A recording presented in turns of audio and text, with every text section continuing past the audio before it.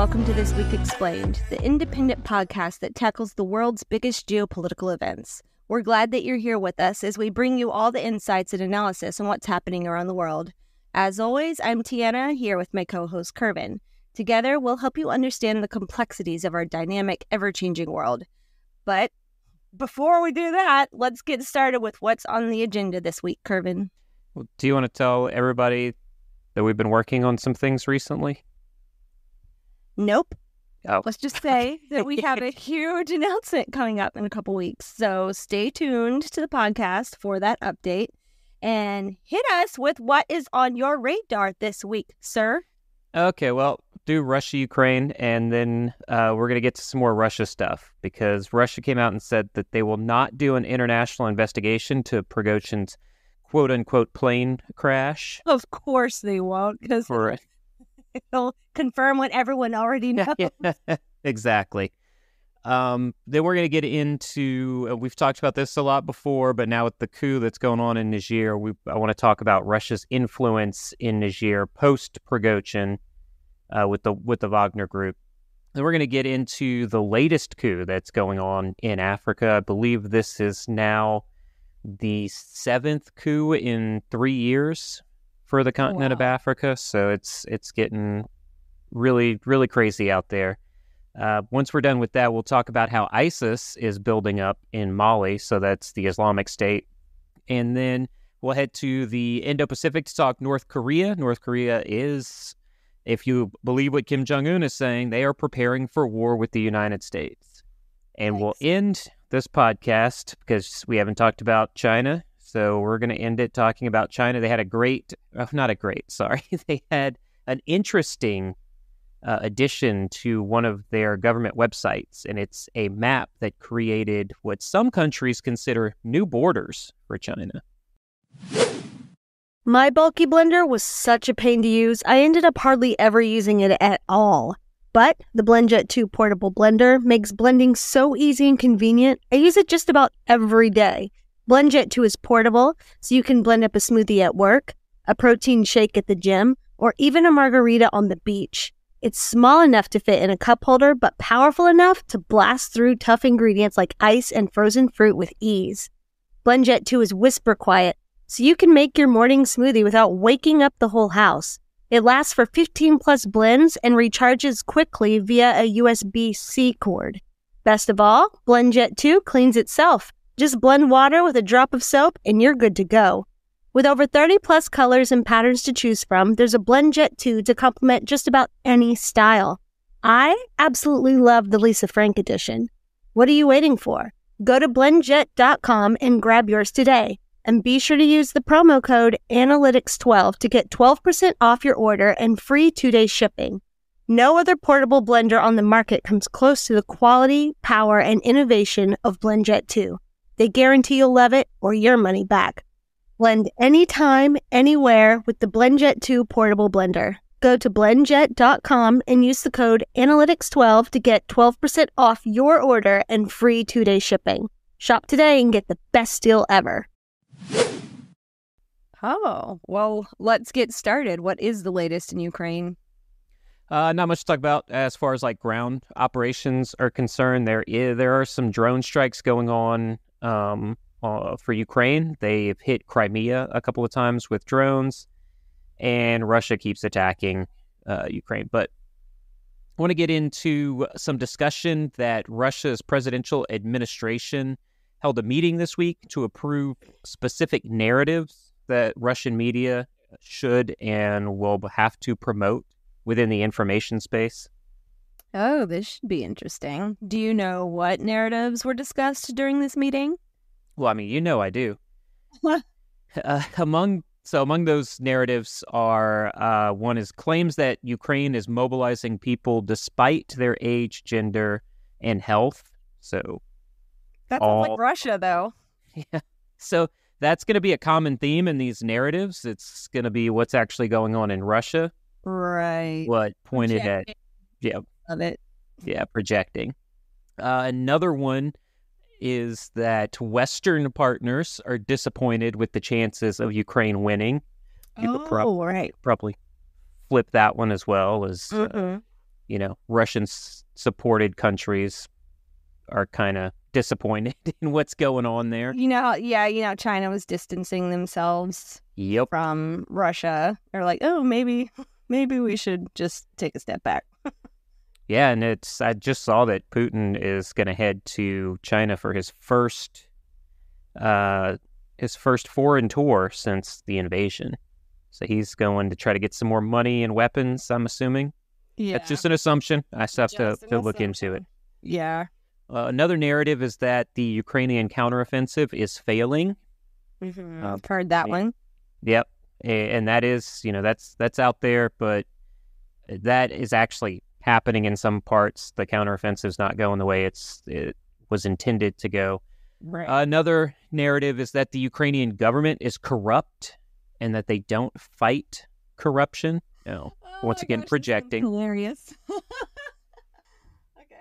And finally, there's a narrative that Russian authorities are providing good living conditions in those occupied areas of Ukraine.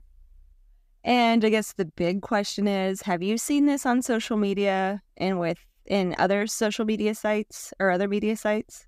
Well, on social media, definitely. Okay. Not to feed into an already established narrative about Twitter or X or whatever, but there is a lot of Russian propaganda going on within the X or Twitter social media. So that's happening. Russia's done an impressive job of information operations, especially in social media. I would say, interestingly, the U.S. actually declassified some intelligence recently that stated there's a complex web of Russian influence designed to spread a pro-Kremlin propaganda, and they want to spread that through unsuspecting Westerners, Western journalists, Western social media accounts. This U.S. intelligence, the U.S. intelligence community said that Russia is using personal relationships and trust within these covert campaigns. So that way the narratives are effectively injected into Western media while presenting this facade of like a genuine discourse. What that means, Russia is building these relationships with unwitting Western sources, and they're saying, hey, we're good friends. All this is, we're all copacetic. And that way that person puts it into Western media and it looks genuine when it's actually not. And this is happening all across social media. Okay, but what about traditional media? Are you seeing this being used effectively in Western news sources? That depends on what you mean. So are we talking like the heavy hitters like BBC, New York Times, the Washington Post, those kind of things? Or are you just talking about like the newer media sites that are popping up? I mean, both, really. I would think if the New York Times is releasing articles that align with Russian narratives, everyone would have heard about it. But maybe some did slip through the cracks. Let's just start there. Are you seeing these Russian narratives being pushed out by what some would call the legacy media? No, not at this time. And you're absolutely right. If those media members were releasing articles with the pro-Russian narratives, that's going to be huge news. Right. The board. We'd all hear about it. I haven't seen it. Yeah, I haven't seen it, so... We all kind of know that those media institutions have completely sided with Ukraine once Russia invaded. No one made no doubt about that. None of the media sites were trying to hide pro-Kremlin? Yeah, not as far as like you said, the heavy hitters. Yeah. But what I want to say was they have every right to do that, to choose the side, of the one who's being aggressed. And then try to counter what would be the pro-Russian narratives. I also think that journalists shouldn't choose sides and just report on the facts. That's what we're trying to do. So, let's say that Ukraine is mobilizing people despite age, gender, and health. That should be reported on. Don't try to cover it up. But there's research that goes into that. You got to do the research. You got to get out there, see if it's actually happening. And then if you see it, shouldn't be hidden just because it goes against an already established belief system of that journalist. And are you of the opinion that some of those legacy media sites wouldn't want to report on that? Yeah. I do think it's been well established that if you say something negative about Ukraine right now, that makes you a puppet of the Putin regime. And that's just not true. That's what the implication is. Yeah. We try to report facts on both sides of this conflict, and I'm sure that we have listeners at one time or another who would think that we're Putin's puppets because we've said some things about Russia.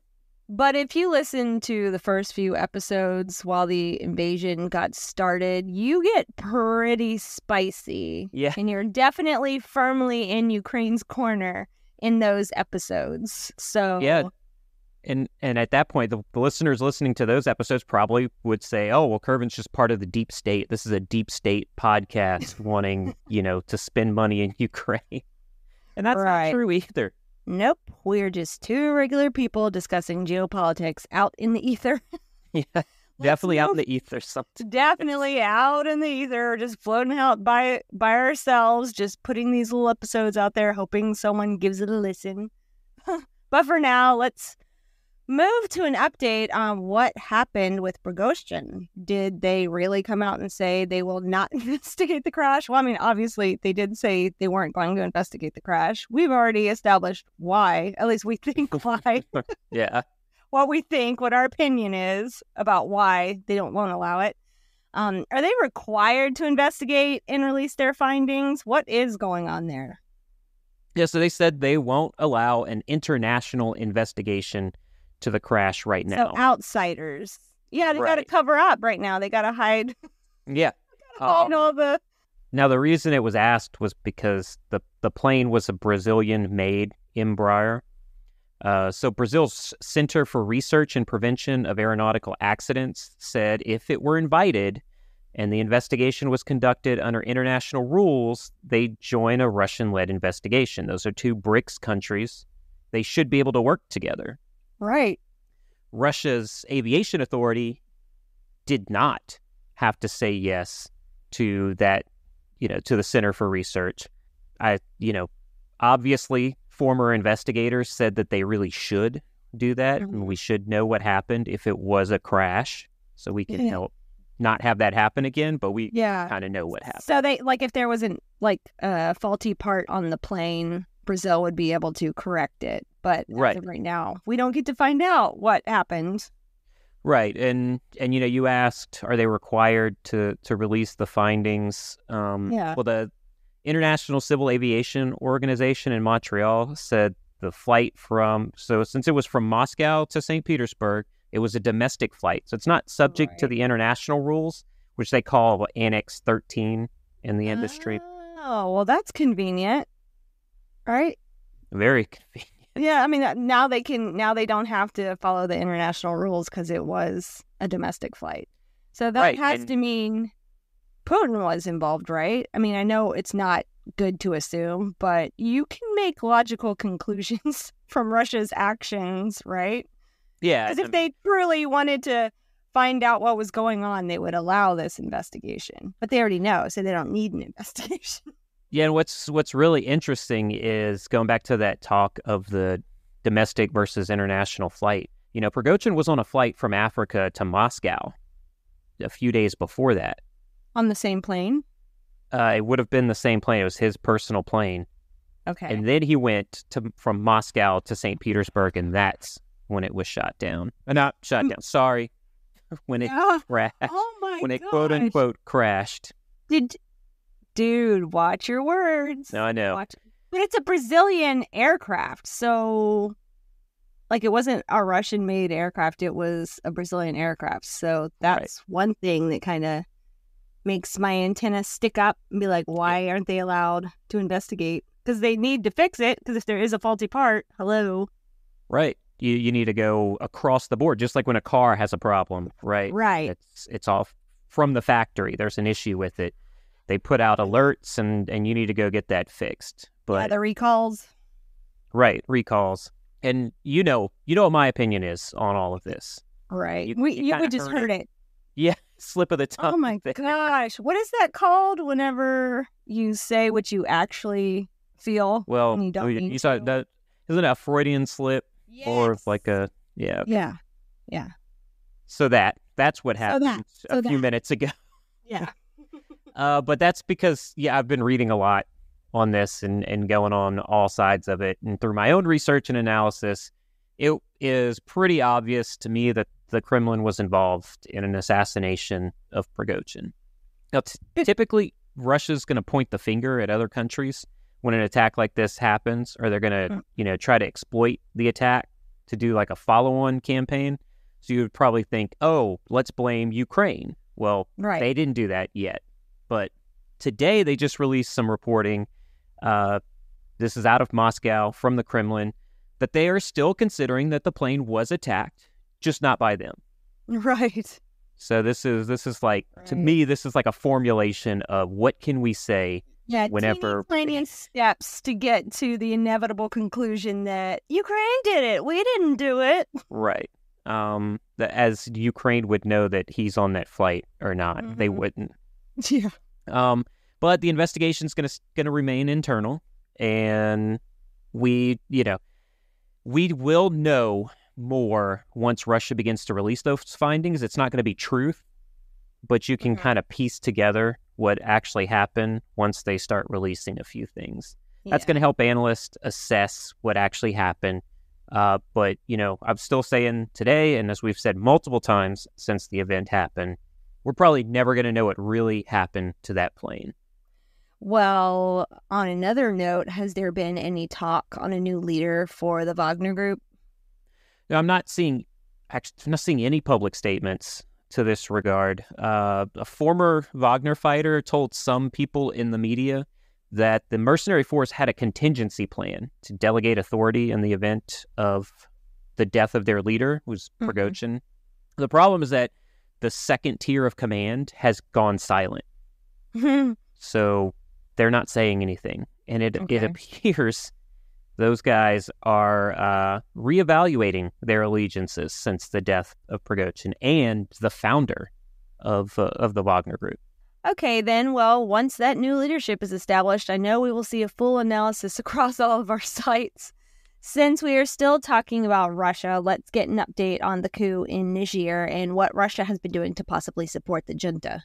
A number of Russian state-linked social media channels have launched campaigns to exploit last month's military coup in Niger.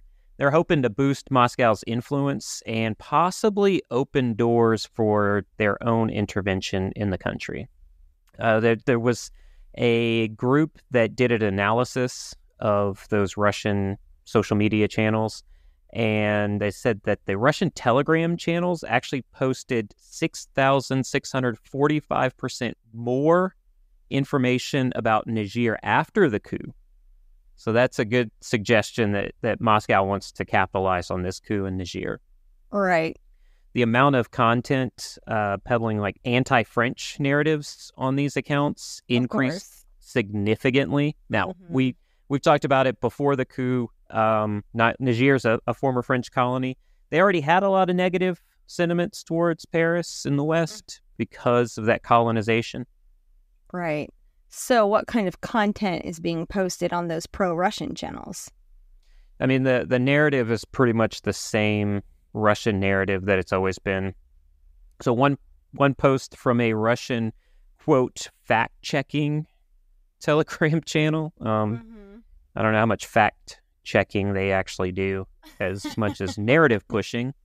But they said that Western powers were provoking the instability in Niger and other nations, because those countries, Niger and the other countries that are there, they want to join BRICS. So the West doesn't want that to happen.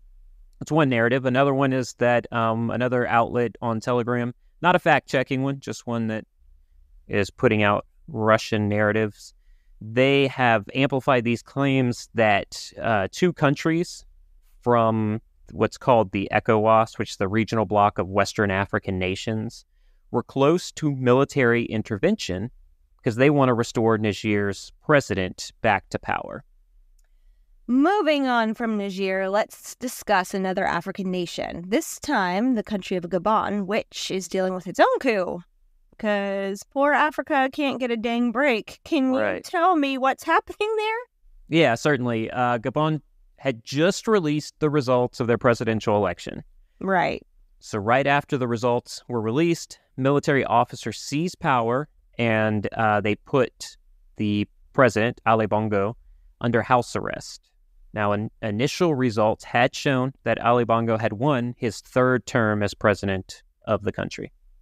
Once again, I would hate to assume something, but it appears evident that the military officers were not pleased with the results of the election. Yeah, they were not. And the officers declared the election results were canceled. We're canceling election results. We're just going to cancel everything. I hate cancel culture. Right. I hate cancel culture. So yeah, elections now. They canceled the election. They closed the borders, and then they dissolved all state institutions. What is your analysis of the situation on the continent of Africa now that it deals with yet another coup? Well, since 2020, there have been a lot of military takeovers in West and Central Africa. Like I said, I think it was 9 over the last 3 years. I think you said 7. 7? In the beginning. Yeah, I think you said 7 at the beginning. It is between 7 and 9. I'd have to go back and look at it. Okay. But we could go through them. We've got Niger last month, Mali, Guinea, Burkina Faso, Chad, now Gabon. I'm missing one. It's got to be 7. There's one more that I'm missing. Right. But it just shows how disillusioned people are with their respective democracies. We relate, Africa. Right. Look at our own. Yeah. I can say there's some common legitimate concerns from the people of these countries. Right. Economic grievances. Yeah.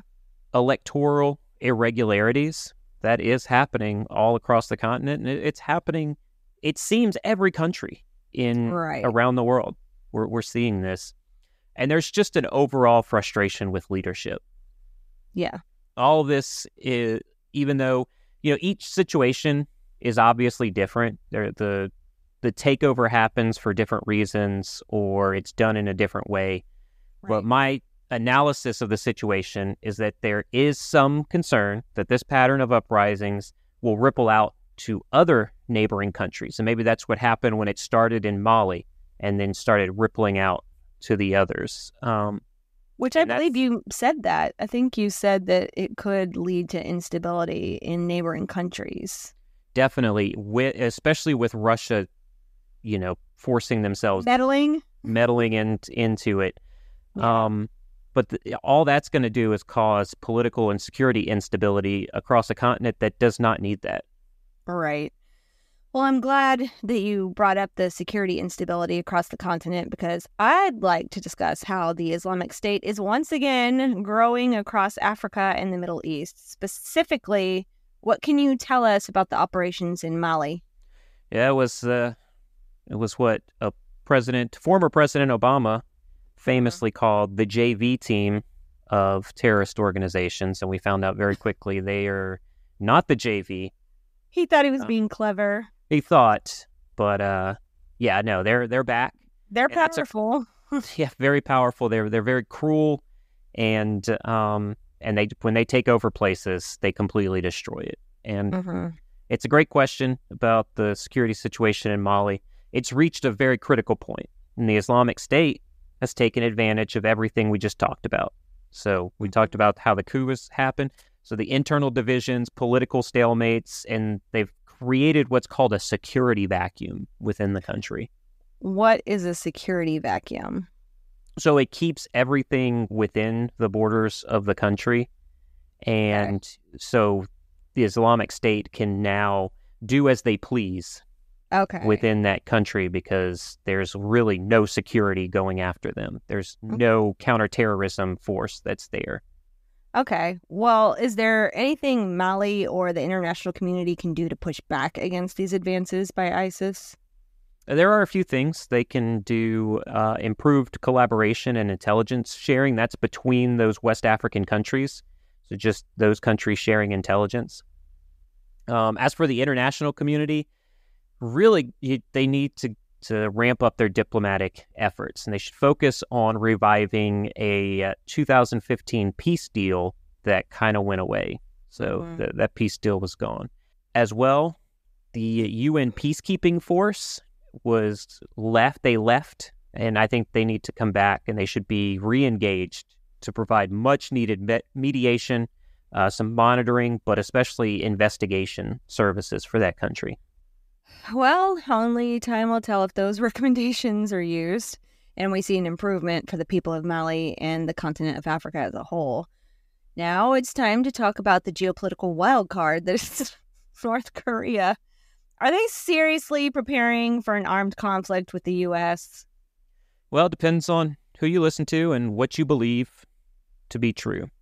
You and I both know, we talk about it, Kim Jong-un has accused the United States and its allies of creating instability on the Korean Peninsula.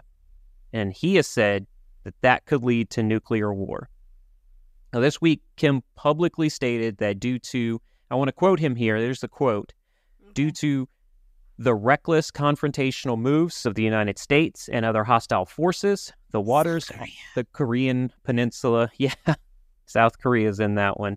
So the waters off the Korean Peninsula have been reduced into the world's biggest war hardware concentration spot, the most unstable waters with the danger of a nuclear war.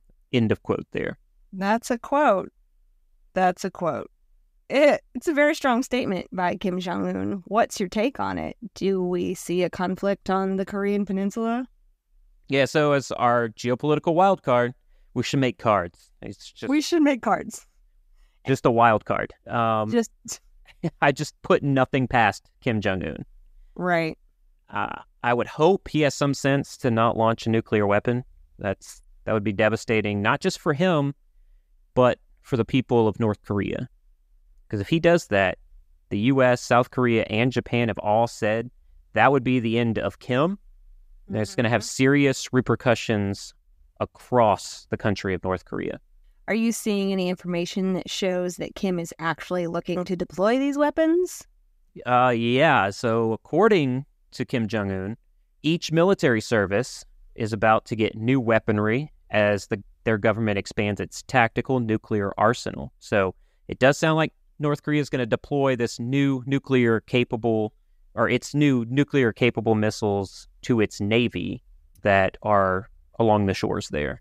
Well, that will be something to keep an eye on over the next few months. I'd like to stay in the Indo-Pacific and discuss this new map China developed and didn't tell anyone about until they released it on their website. What did they do that got some countries very angry?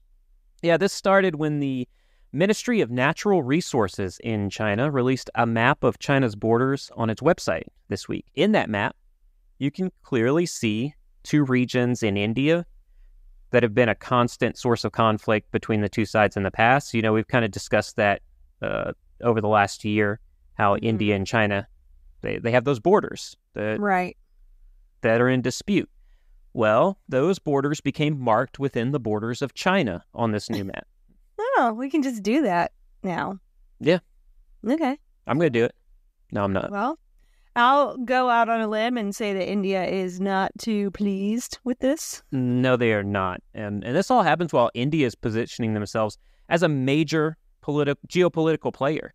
And they just landed on the moon. They just landed on the moon. If you believe that they did that, there are some people. I mean, if you believe in the moon, then yes, they landed on the moon.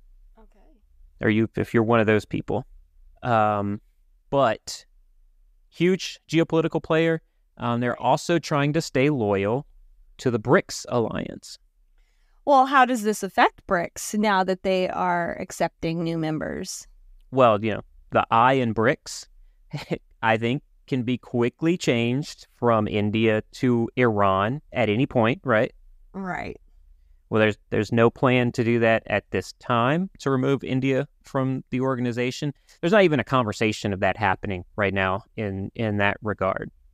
But China and India have been at odds for years due to those regions, because it's always been that way. So over the last 3 years, they've kind of been at a stalemate for it. So there's no change there, except for the fact that China has now publicly released that map with those disputed borders. So that's it. It's a pretty significant change for India. Right. And it's not just India. Taiwan, of course, labeled as part of China. You knew that. We all knew that. But also areas claimed by Malaysia. So they're trying to get all kinds of new territory. Well, not new, Yep. I guess. Old territory, but... Depending on who you ask. Yeah. I don't know enough about the borders that are being disputed. Yeah, the Chinese Empire was massive. Right. So did Malaysia release an official protest to the map? Yeah, so Malaysia's foreign minister did in fact release a statement. Said they rejected China's unilateral claims, and they added that the map is not binding to the country. It's not binding. Right. It's not official. No guys. one believes it. No one believes it, but China. Right, exactly. Another interesting development is that parts of Russia had also been attributed to China. Wow. Has Russia publicly called China out for doing that? Because their whole goal is to expand, not Right. not give up land. And I haven't seen any public outcry within official Russian government statements.